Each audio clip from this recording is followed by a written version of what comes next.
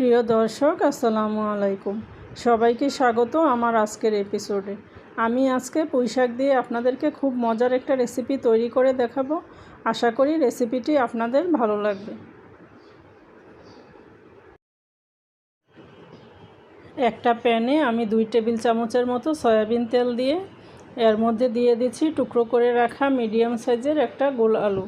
আলুটাকে দিয়ে আমি 2-3 মিনিট একটু ভেজে নিব।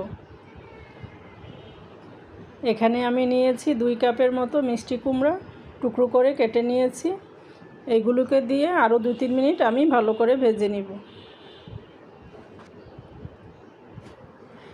এগুলোর কাঁচা গন্ধটা চলে যাওয়া পর্যন্ত আমি একটু ভেজে নিয়েছি। আমার ভাজা হয়ে গিয়েছে, এখন আমি এগুলোকে উঠিয়ে নিচ্ছি।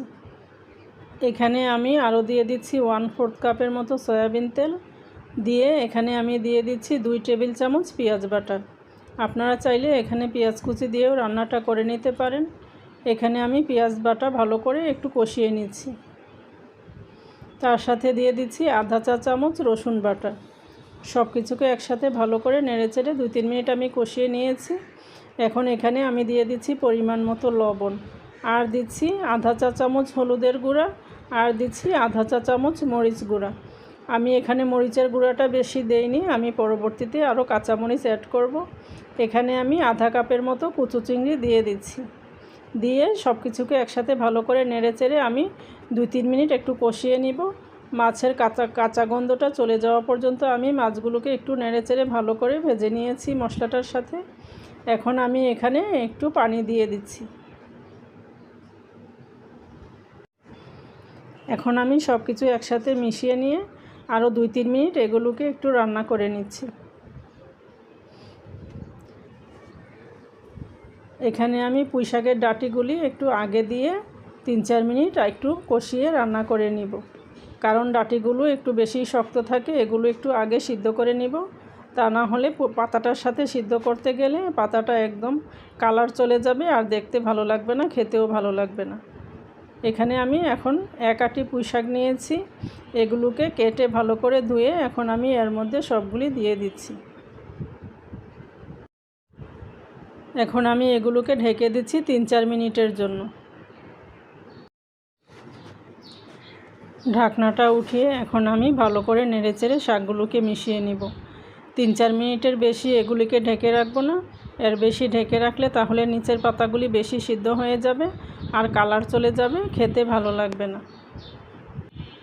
শাকগুলিকে আমি ভালো করে নেড়েচেড়ে মিশিয়ে এখন ঢাকনা দিয়ে ঢেকে আমি আরও 3-4 মিনিট এগুলোকে কষিয়ে নিব।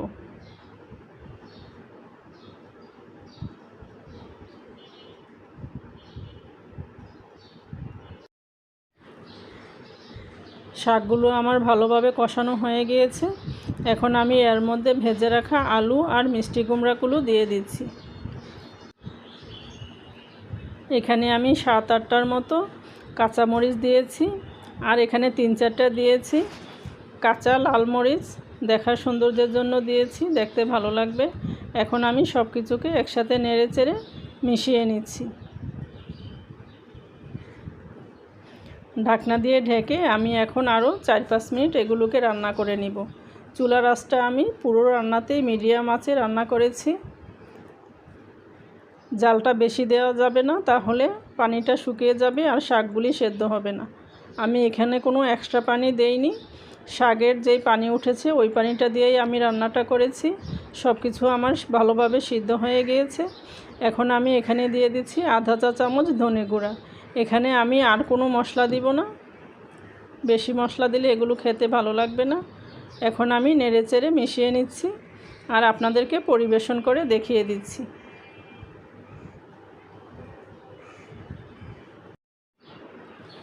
দেখুন এর কালারটা কি চমৎকার এসেছে। একদম সিম্পল একটা রেসিপি, খুব অল্প তেল মশলায় তৈরি করা, খেতে হয় অসম্ভব মজা। আপনারা অবশ্যই বাসায় একবার ট্রাই করবেন। আশা করি রেসিপিটি আপনাদের কাছে ভালো লাগবে। সবাই ভালো থাকবেন। আল্লাহ হাফেজ।